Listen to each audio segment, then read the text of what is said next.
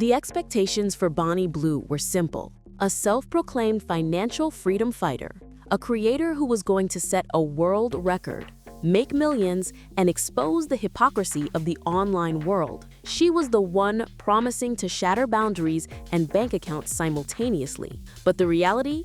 Backed by a stack of legal troubles, a permanent black mark from the Blue site, and a highly publicized deportation threat, exposes the deadly financial risk of chasing viral clout. This is the truth behind Bonnie Blue's crash, a story about the adult industry's unspoken rules on extreme content, the financial incentive for breaking them, and the devastating consequences of finally going too far. Her initial stance, articulated in numerous interviews, was that she was providing a service the public demanded, and that the platform was hypocritical for monetizing it without acknowledging the labor. The platform's cold, calculated response was to simply cut off her access. We're going to walk through the real money, the manipulation tactics, and the mistakes that led to her downfall. By the end of the script, you will understand 3 key points. First, what are the specific, hardline platform rules that finally led to her permanent ban, and how did she bypass them for months? Second, why was her world record stunt in a foreign country actually a calculated legal risk designed to drive views, and what is the current legal penalty she faces? And finally, how much did her public pursuit of extreme challenges cost her in immediate lost monthly revenue? And what is the long-term earnings cap she now faces? The receipts include direct quotes from her pre-ban interviews, alleged internal emails from the platform regarding her account status, and the financial estimates from industry analysts. The opening receipt is the critical one. An estimate, according to Vice on June 11, 2025, that Bonnie Blue's total monthly earnings potential prior to her ban was over $2 million, meaning every stunt she pulled was a calculated risk against a 7-figure paycheck.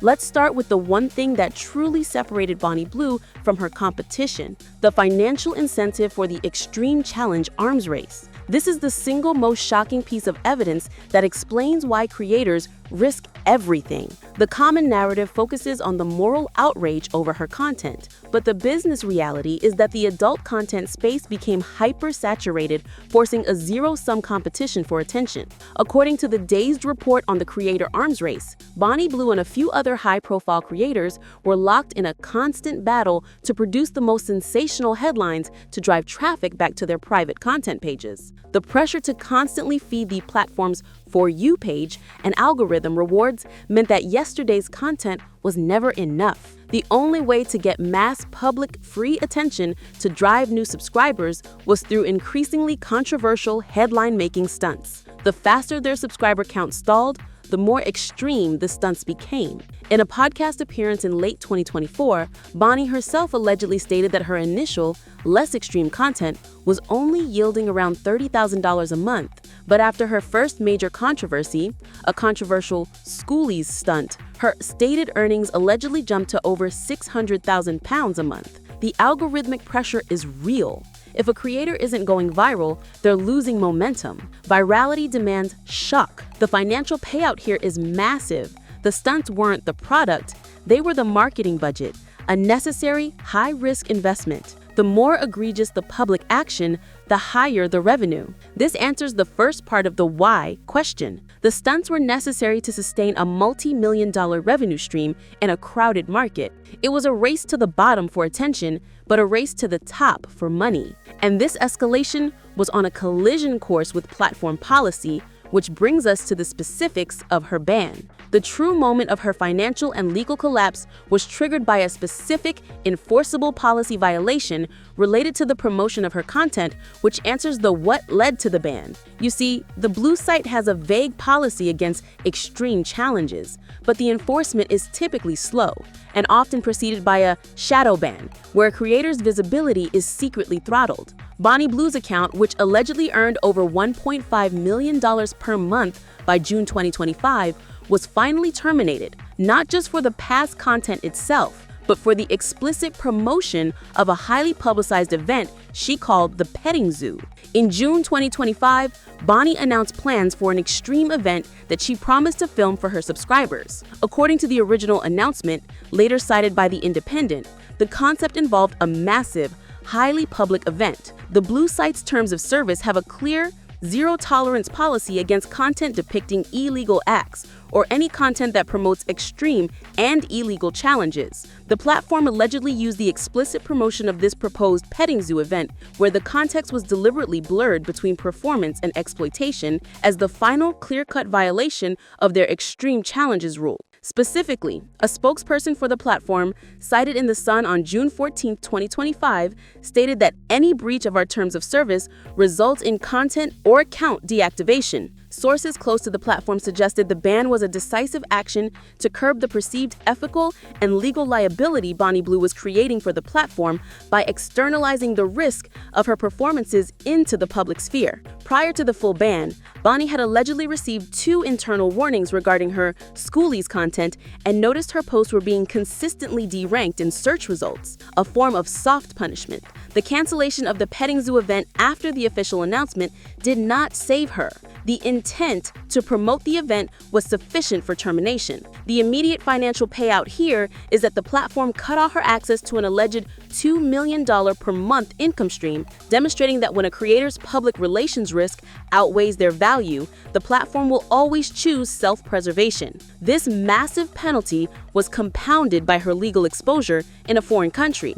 Let's now pivot to the biggest legal blunder, the calculated risk of filming a bang-bus-style tour in a jurisdiction with strict anti-pornography and public decency laws. This directly addresses the how question of her legal jeopardy. In late 2025, Bonnie Blue traveled to a foreign country with very stringent anti-pornography and public decency laws and continued her promotional style by filming content there, as reported by Complex. Her team allegedly ignored warnings from other creators, like Annie Knight, who specifically warned against filming in certain regions, believing the fame and the financial invisible hand of the adult industry would protect her. However, the raid by local authorities, which resulted in the detention of Bonnie and several male tourists, was a direct consequence of her highly public, attention-seeking strategy. The police reportedly confiscated her professional video cameras and collected evidence from her public social media accounts, which she had used to solicit participants. The crucial mistake was the public solicitation and the clear intent to monetize content created within that jurisdiction.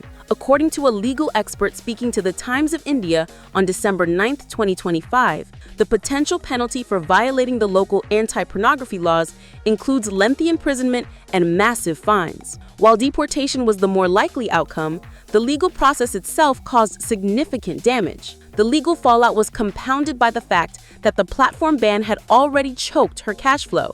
The strategic reality is that her entire brand relies on being public and extreme. By taking that extremism into a country that treats adult content as a serious crime, she created a non-monetizable, career-ending legal liability. The short-term financial payout, this single act forced her to spend over $60,000 on high-level international defense lawyers just to negotiate for safe passage and deportation, diverting funds that were supposed to sustain her lifestyle.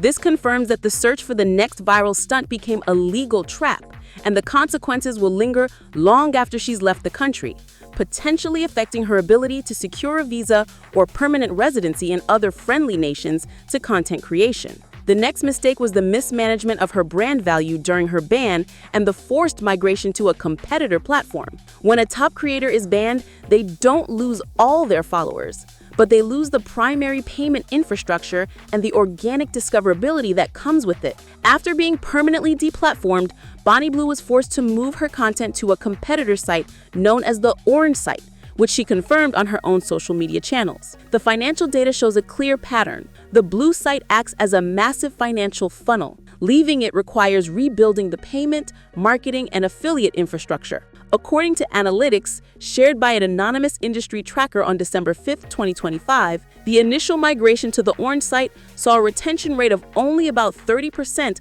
of her total estimated subscriber base. This means she instantly lost access to 70% of her rolling monthly revenue. The loyal subscribers followed, but the impulse, casual, and algorithmic-driven subscribers were lost immediately.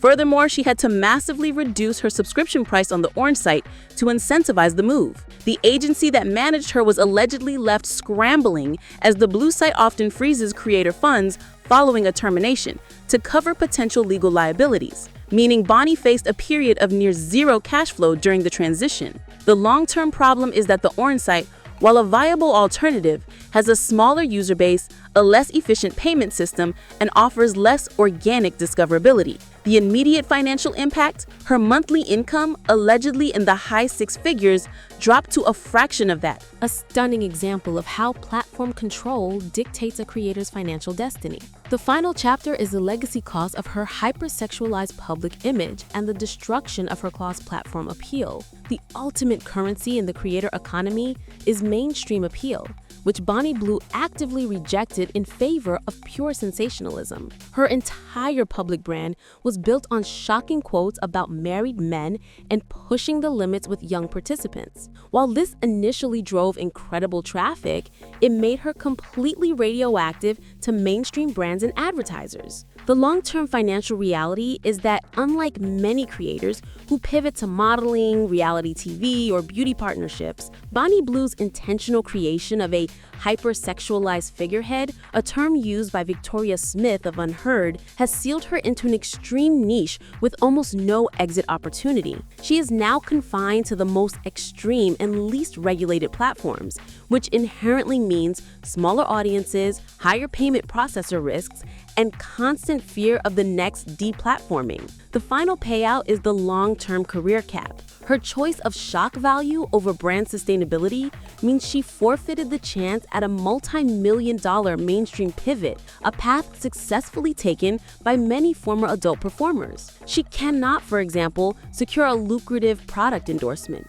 or host a mainstream reality show because her public persona is too toxic for traditional media ad dollars. The shocking truth is that the attention she craved came at the cost of the stable, diversified career she could have built. So the final reality of Bonnie Blue's downfall is a critical business lesson. She was not a victim of arbitrary rules, she was a victim of a contract she signed with the algorithm, where the price of high-risk virality was total and immediate financial obliteration when the rules were finally enforced. She maximized her peak earnings by becoming a liability, which ultimately led her to being blacklisted and facing international legal consequences. Her story proves that in the adult industry, the most dangerous thing you can chase is not the content itself, but the fleeting moment of viral attention, because that attention is non-diversifiable and non-sustainable.